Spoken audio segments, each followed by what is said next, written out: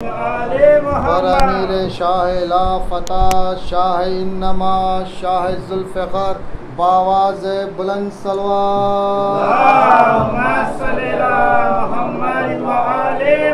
اور ظہور امام زمانہ باواز بلند تر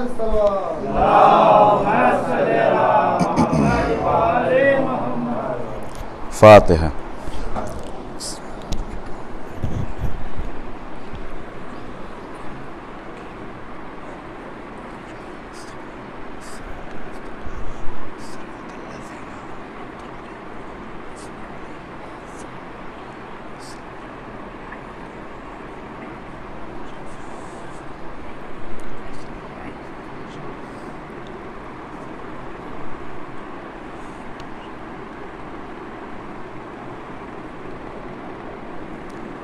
لا حول ولا قوة الا باللہ العلی العظیم. اعوذ باللہ من الشیطان الرجیم.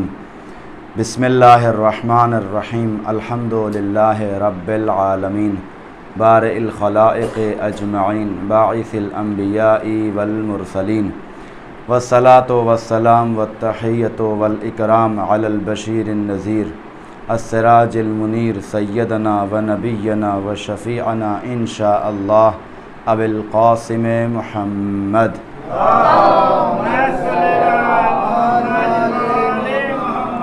اللہم صل علیہ وعلی اہل بیتہ مظاہر جلالک و جمالک الذین کلامہم نور و امرہم رشد و وصیتہم التقوی و فعلہم الخیر و عادتہم الاحسان و سجیتہم الکرم واللعنۃ الدائمۃ الباقیۃ علی اعدائہم اجمعین الشاکین فیہم المنحرفین عنہم اجمعین لا سیما علی فلان و فلان و فلان من الآن الی قیام یوم الدین.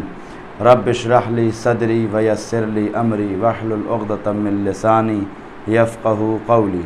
اما بعد فقد قال رسول اللہ صلی اللہ علیہ وآلہ وسلم من مات ولم يعرف امام زمانہ مات میتۃ جاہلیہ. صلوات پڑھ دیں محمد و آل محمد.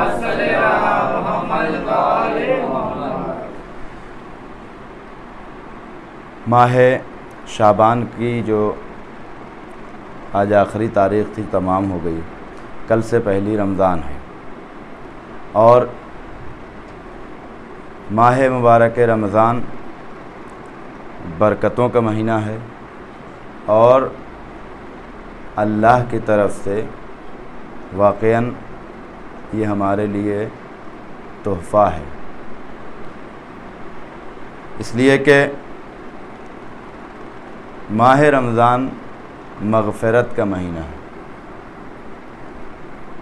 کتنے لوگ ایسے تھے کہ جو پچھلے برس حیات میں تھے مگر اس سال نہیں ہے.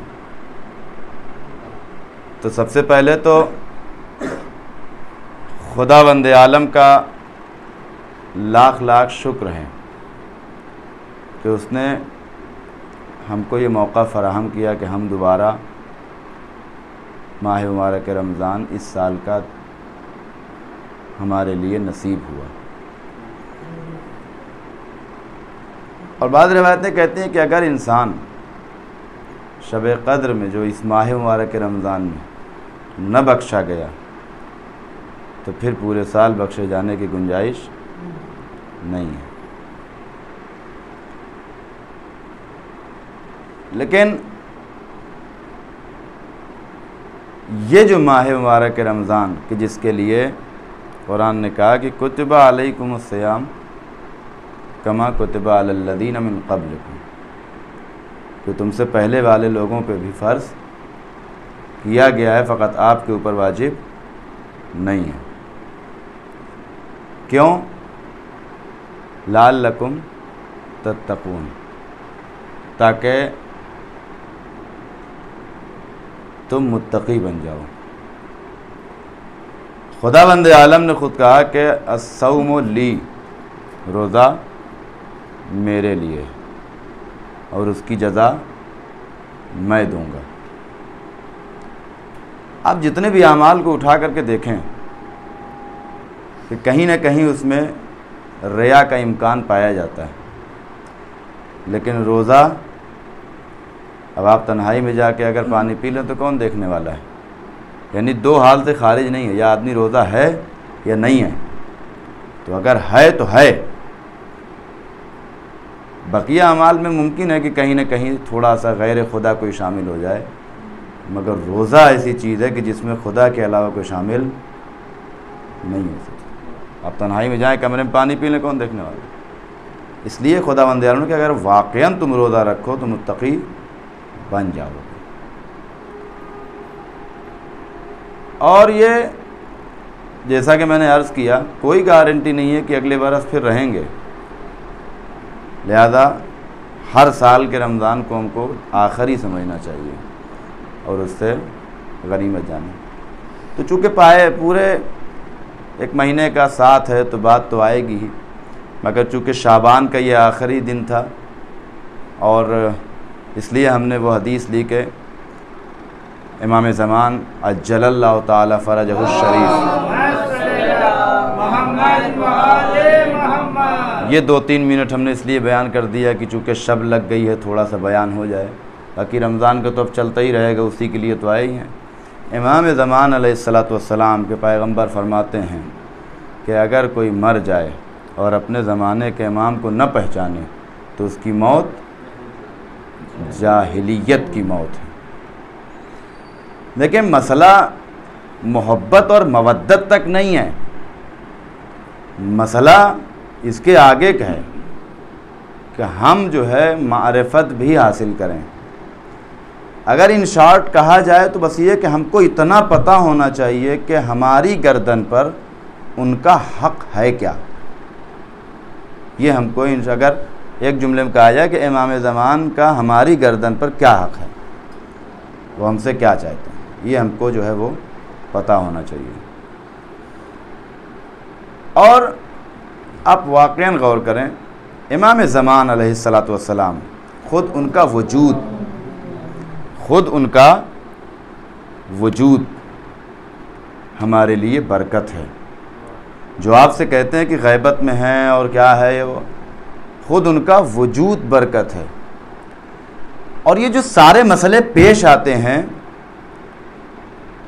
وہ صرف اس بنیاد پر کہ نہ ہم نے شاید کہیں ان کی غیبت کا معنی سمجھا ہے، اور نہ ہم جو ہے کیا کہتے ہیں کہ ایگزیکٹ میں ایکچولی ہم کو پتہ نہیں ہے کہ ہم جو ہے کیا کہتے ہیں کہ امام زمان علیہ السلام کے جو غیبت کے اسباب ہیں، جو وجہیں ہیں، اس پر اگر ہم غور کریں تو ہمیں پتہ چلے گا۔ ہمارے ذہنوں میں جو تصور ہے،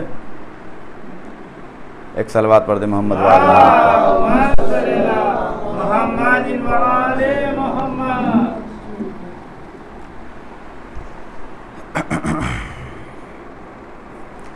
کہ غیبت کی میننگ کیا ہے۔ 8 بجے یہاں پر ہم تھے نہیں تھے، ایک ہے غیبت، یہ میں مطلب مولانا غائب ہے نہیں ہے، 8 بجے میں یہاں پر نہیں تھا، یعنی غیبت کا مطلب آیا ایبسنٹ ہونا ہے، نہیں ہے، یا یہ کہ نہیں ہم آئے لباس چینج کیے ہوئے ہیں، سر کے بال چھلا لیے اور چہرہ وغیرہ پورا ایسا چینج کر کے کہ آپ ان کو پہچان نہیں پا رہے ہیں یہیں پر، مگر آپ ہمیں پہچان نہیں پا رہے ہیں۔ آیا امام زمان علیہ السلام ایبسنٹ ہیں، ہمارے درمیان سے غائب ہیں، اسی طریقے سے کہ جیسے 8 بجے یہاں پر مولانا نہیں تھے، اور امام زمان کہیں سمندر کے اندر اور پہاڑ پہ اور کسی جگہ موٹا سا مسلح لیے ہوئے اور وظائف الابرار اور تحفۃ العوام ہاتھ میں موٹی تسبیح لیے ہوئے بس امام ایک جگہ کہیں بیٹھے ہوئے ہیں، یہ تصور ہے؟ یا یہ کہ نہیں امام ہیں، ہم ان کو پہچان نہیں پا رہے ہیں۔ امام جعفر صادق سلام اللہ علیہ، امام فرماتے ہیں یسیر فیما بینہم، امام تمہارے درمیان جو ہے موجود ہیں، ویمشی فی اسواقہم، امام آپ کے بازاروں میں بھی، آپ کے درمیان بھی آتے جاتے رہتے ہیں، ویتعو بسوتہم وہم لا یعرفون، لیکن لوگ امام کو پہچان نہیں پاتے. ہو گئی بات. بعض روایتیں کہتے ہیں کہ آپ کے اور ہمارے 12ویں امام کے اندر 3 نبیوں کی سنت پائی جاتی ہے. کتنے؟ جناب یوسف علیہ السلام. جناب یوسف کے بھائی گئے مصر، یوسف کو دیکھا انہوں نے مگر پہچان نہیں پائے. یوسف ان کو پہچان رہے تھے. ٹھیک ہے. تو امام زمان علیہ السلام کے لیے بھی کہ لوگ ان کو دیکھتے مگر پہچان نہیں پاتے. جناب نوح کی سنت کیا کہ جیسے جناب نوح کی عمر طولانی ہے ویسے ہمارے امام کی عمر بھی کیا ہے؟ طولانی ہے. جناب موسیٰ کی سنت کہ جیسے جناب موسیٰ کی ولادت پوشیدہ طور پہ ہوئی ہمارے امام کی بھی ولادت پوشیدہ طور پہ اور چھپ کے ہوئی. کہ 11ویں امام نے جناب حکیمہ خاتون سے کہا کہ پھوپھی اماں آج رات آپ رک جائیے کہ آپ ایک بچے کی ولادت ہونے والی ہے. بیٹا کوئی آثار ظاہر نہیں ہو رہے ہیں. کہا پریشان نہ ہو، جب وقت آئے گا وہ چاہے گا تو ظاہر ہو جائے گا. اب وہ اسباب تھے کہ جو تو مطلب کہنے کے یہ کہ امام کی غیبت کا مطلب یہ نہیں ہے کہ امام جو ہے وہ، بلکہ بعض روایتیں کہتے ہیں جب امام کا ظہور ہوگا تو لوگ تعجب سے کہیں گے کہ ہم نے ان کو فلاں جگہ دیکھا، فلاں جگہ دیکھا، فلاں جگہ دیکھا. ہو گئی بات. تو امام کی غیبت کا اصلاً ہم کو پتہ بھی نہیں کہ کہاں بیٹھے ہیں. ایبسینٹ نہیں ہے، ہمارے درمیان موجود ہیں. اب آپ کے ذہنوں میں، سب کو ذہنوں میں ایک سوال لیکن یہ آتا ہے کہ چھپا کے کیوں رکھا خدا نے؟ آخر کیوں ہم ان کو پہچان نہیں پاتے؟ آخر کیوں لوگوں کے سامنے نہیں ہیں؟ آخر کیوں دکھائی نہیں دے رہے ہیں؟ خوب اس کی وجہ بیان کی گئی ہے. بہت ساری وجہ، من جملہ ایک وجہ یہ ہے کہ امام کو پوشیدہ رکھا گیا اور امام کو غائب رکھا خداوند عالم نے. اس کی ایگزیکٹ وجہ ان کے ظہور کے بعد معلوم ہو جائے گی. ایک دم ایکچوئل ریزن کیا ہے یہ امام کے ظہور کے بعد پتہ چل جائے گا. جیسے جناب موسیٰ اور خضر والا واقعہ آپ کے ذہن میں ہو تو جناب موسیٰ اور خضر جب چلے اور جب خضر سوراخ کر رہے تھے کشتی میں اور جب جوان کو قتل کیا اور جب دیوار اٹھائی اس وقت وجہ بیان نہیں کی. جب جدا ہونے لگے تو وجہ بیان کی کہ ہم نے یہ سب کیوں کی. کہ اسی طریقے سے امام کے ظہور کے بعد آپ کے غیبت کی وجہ معلوم ہو جائے گی. دوسری وجہ کیا ہے؟ امام کو کیوں رکھا گیا آخر چھپا کے؟ کیوں جو ہے وہ انویزیبل ہیں کہ ہم ان کو پہچان نہیں پا رہے ہیں؟ میں یہ نہیں کہتا غائب ہیں، ایبسینٹ ہیں. یہ تصور نہیں ہونا چاہیے کہ امام ہیں نہیں. اور اس پر چھٹے امام کی روایت موجود ہے بالکل صریح طور پہ. دوسری وجہ کیا ہے؟ دوسری وجہ کہ ان اللہ یحب ان یمتحن الشیعہ، کہ اللہ جو ہے وہ شیعوں کا امتحان لینا چاہتا ہے کہ دیکھیں ذرا کون باقی رہتا ہے، کون ہے کہ جو واقعاً ولایت اور محبت اہل بیت اور محبت امام کے ساتھ اس پراشوب ماحول میں اپنے ایمان اور عقیدے کی حفاظت کر کے باقی رہتا ہے اور وہی کامیاب ہونے والا ہے. کتنی وجہ ہو گئی؟ ساری نہیں بیان کروں، 2-3 وجہ بات 2 ہو گئی نا. تیسری وجہ جو جنرلی ہم لوگ جانتے ہیں، امام ظاہر ہوتے تو لوگ ان کو قتل کر دیتے. خوب اس بچے کے لیے میں واضح کر دوں، قتل کر دے. اللہ نہیں بچا سکتا تھا کہ اگر معجزے سے بچانا ہوتا تو پہلے امام حسین کو بچایا جاتا. سب سسٹم کے ذریعے چل رہا ہے کہ لوگ قتل کر دیتے. ہو گئی بس. چوتھی وجہ غضب کی ہے. کہتے ہیں امام کو خداوند عالم نے، اس پر بھی امام کی روایت موجود ہے کہ امام کو خدا نے اس لیے چھپا کے رکھا کہ کتنے امام ہیں اور کتنے بچے ہیں؟ ایک بچے ہیں نا. تو اب اللہ کی حجت بھی تمام ہونا یا نہیں ہونا ہے؟ اشارہ سمجھے، واضح کر دیں. اللہ کی حجت بھی تمام ہونا یا نہیں ہونا ہے؟ کیا مطلب؟ کہ امام کے اوپر نہ کسی کی بیعت نہ کسی کی حکومت چل سکتی ہے. خود ظاہری طور پہ بظاہر لوگوں نے چلایا، مثلا پہلے امام کو ایسے حالات بنا دیے کہ مولا کہتے ہیں 25 سال تک میرے گلے میں گڈی کیا ہے، ہڈی پھنسی ہوئی ہے. دوسرے امام کو ایسا مجبور کیا امام صلح کرنے پر. تیسرے امام کو ان لوگوں نے جو ہے کربلا کے میدان میں لے جا کر کے. چوتھے امام کے ہاتھوں میں ہتھکڑیاں، پیروں میں بیڑیاں، جو چاہا کیا نا. پانچویں اور چھٹے امام کا ذرا سا زمانہ تھوڑا سا ہوا. ساتویں امام میں پھر پوری زندگی قید خانے میں رکھا نہیں رکھا. 8ویں امام کو غنڈہ گردی کے ساتھ مدینے سے خراسان بلایا، غنڈہ گردی تو تھی دن دہاڑے۔ 9ویں 10ویں 11ویں امام کوئی 25 سال میں کوئی 28 سال میں جوانی کے عالم میں سب کو شہید کر دیا، قتل کر دیا، ہوا نہیں ہوا؟ تو ظاہری طور پہ تو انہوں نے جو چاہا وہ اپنی چلایا، باطنی پہ تو کسی کی نہیں چل سکتی، اس لیے کہ امام کے پاس ولایت ہوتی ہے۔ اور دنیا نے دیکھا بھی کہ قید خانے میں تو تھا، مگر جب فاحشہ عورت بھیجا گیا وہ یوسف تھے جو زلیخا سے بھاگ رہے تھے، یہ ہمارا امام تھا، عورت آئی ہے مومنہ بن کے واپس گئی ہے، اور ایسی مومنہ کہ جب بلایا گیا تو کہتی ہے میرے لیے حجاب بھیجا جائے۔ غور کیا آپ نے؟ تو کہنے کا مطلب یہ ہے کہ ظاہری طور پہ تو انہوں نے چلایا، لیکن باطنی پہ کسی کا اختیار نہیں ہے۔ امام نے حکم دیا، قالین کے شیر کو فوراً وجود میں آیا، اور یہ سب واقعات کس لیے ہیں کہ یہ دنیا جان لے، اور وہ بھی مصلحت کی بنیاد پر۔ یہ کیا ہاتھوں میں ہتھکڑیاں اور پیروں میں بیڑیاں ڈالتے، وہ تو مصلحت تھی۔ لیکن اب خدا کا ارادہ یہ ہے کہ اب ایک بچا ہے نا، اب مجھے جواب دیجئے کہ اگر آج ہمارا امام ظاہر ہوتا تو امام کو بھی آدھار کارڈ بنوانے ہوتے نہیں ہوتے؟ آج تو گھوڑا وڑا ہے نہیں۔ آپ کے امام نے اوپل پہ سگنل توڑ دیا تو یہ تو امام کے لیے زیب نہیں دیتا کہ ٹریفک رول امام توڑ دیں یا فالو کریں، یا جس بھی علاقے میں، جس بھی ملک میں جہاں بھی امام رہتے سارے قوانین کی رعایت کرنی پڑتی نہیں کرنی پڑتی؟ جبکہ امام وہ ہوتا ہے، دنیا امام کی پابند ہوتی ہے، امام کسی کا پابند نہیں ہوتا۔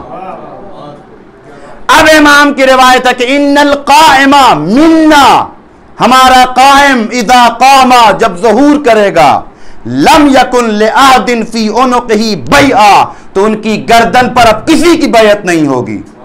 مطلب کہ امام کو خدا نے اس لیے بھی پوشیدہ رکھا کہ امام کے اوپر کسی کی بیعت اور کسی کی حکومت ظاہری طور پر بھی اب نہیں چل سکتی، اب یہ حکومت قائم ہو جائے گی۔ اس لیے خدا نے چھپا کر کے رکھا کہ 1 سے لے کے 11 تک تو آپ نے جو چاہا کیا، اب یہ 12واں تب ظاہر ہوگا جب اس کی حکومت قائم ہو جائے گی۔ تو 2 باتیں ہو گئیں، غیبت کی میننگ، غیبت کی وجہ۔ سوال، مولا ٹھیک ہے سمجھ میں آ گئی بات کہ غیبت کی میننگ کیا ہے، غیبت کی وجہ کیا ہے، مگر ہم کیسے فائدہ اٹھائیں آپ سے؟ اب بس میں آ گیا اپنی منزل پہ، ہم کیسے فائدہ اٹھائیں؟ ہم تو ہمارے جو مسائل آتے ہیں تو اس پر امام نے خود فرمایا، اما وجہ الانتفاع بی، مجھ سے ویسے ہی فائدہ اٹھاؤ، فکل انتفاع بالشمس اذا غیبتھا عن الابصار، کہ جب سورج بادلوں کے پیچھے چھپ جاتا ہے، جیسے سورج سے فائدہ اٹھاتے ہو ویسے ہی مجھ سے فائدہ اٹھا سکتے ہو۔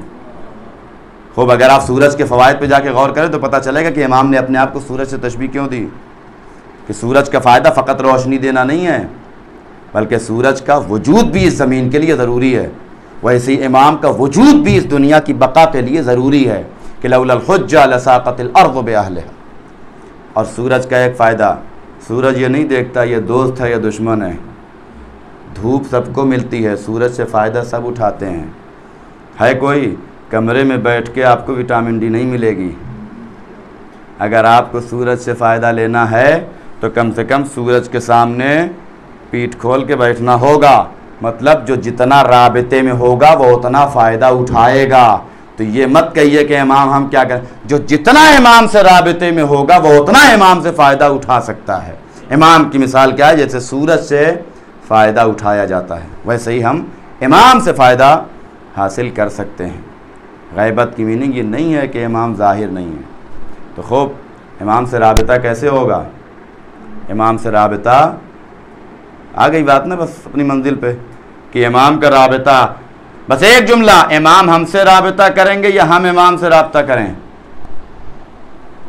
بس ختم ہو گئی بات، کہ اگر ہم یہ سمجھتے ہیں کہ امام آ کے ہم سے رابطہ کریں تو پھر کوئی مسئلہ ہی نہیں ہے، اور اگر ہم کو امام سے رابطہ کرنا ہے، امام بھی کریں گے رابطہ، اس میں کوئی شک نہیں ہے، اگر ہم ویسے بن جائیں تو ہم کو اپنے آپ کو ویسا بنانا ہو۔ یہ ماہ مبارک رمضان بہترین موقع ہے ہمارے لیے، بہترین ذریعہ ہے ہمارے لیے کہ اس میں ہم اپنے آپ کو آمادہ کریں، اس میں ہم اپنے آپ کو بالکل ویسا بنائیں کہ جیسا امام چاہتے ہیں۔ خدا ہم سب لوگوں کو واقعاً توفیق عنایت فرمائے انشاءاللہ کہ اس ماہ مبارک رمضان میں کہ ہم ویسے بن جائیں کہ جیسا امام چاہتے تھے۔ اور عزیزو یاد رکھیے گا کہ اگر امام سے ہمارا رابطہ ہو گیا تو جہاں دنیا کی ساری محبتیں آ کے دم توڑ دیتی ہیں عزیزو، وہاں سے امام کی محبت کا آغاز ہوتا ہے۔ سب سے سخت مرحلہ جو ہوتا ہے وہ موت کا ہے۔ کہتے ہیں اگر انسان واقعاً امام سے رابطے میں ہو تو موت جب آتی ہے تو فقط ملک الموت نہیں آتے بلکہ اولیاء بھی آتے ہیں، امام بھی آتے ہیں، اور امام کہتے ہیں کہ یہ دیکھو یہ ہمارا چاہنے والا ہے، ذرا خیال رہے۔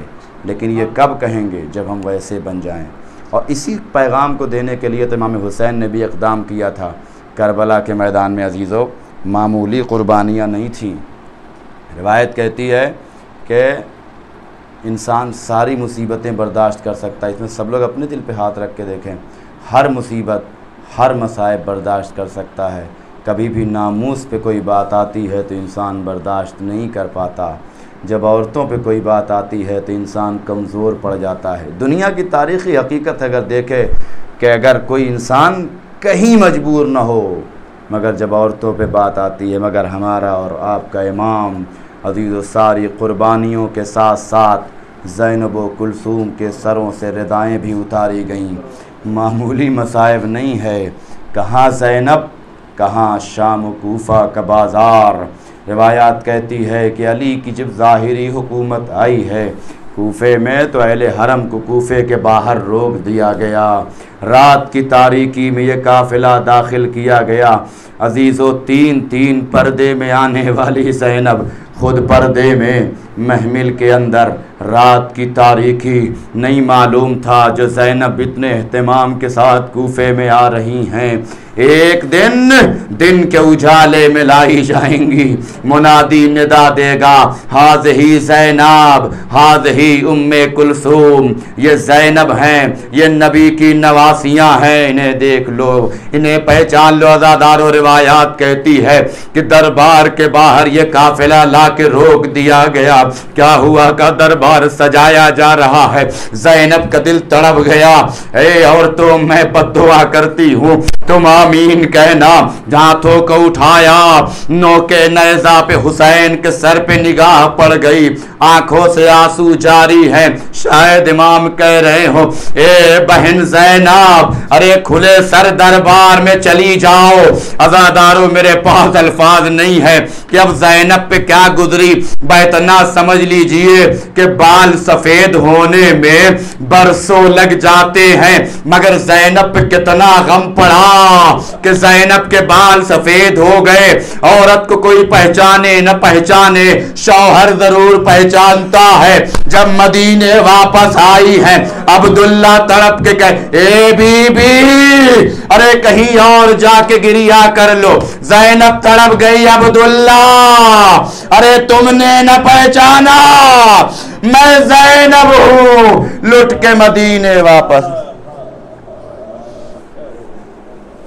الا لعنت اللہ علی القوم الظالمین وسيعلم الذين ظلموا أي منقلب ينقلبون إنا لله وإنا إليه راجعون رضا بقضائه وتسليما لأمره إلهي بحق ظهرها وأبيها وبعلها وبنيها وسر المستودع فيه يا الله۔ خدا تجھے واسطہ ہے محمد و آل محمد کا، ہمارے اس مختصر سے عمل کو قبول فرما، کوئی غم نہ دے سوائے غم مظلوم کربلا کے۔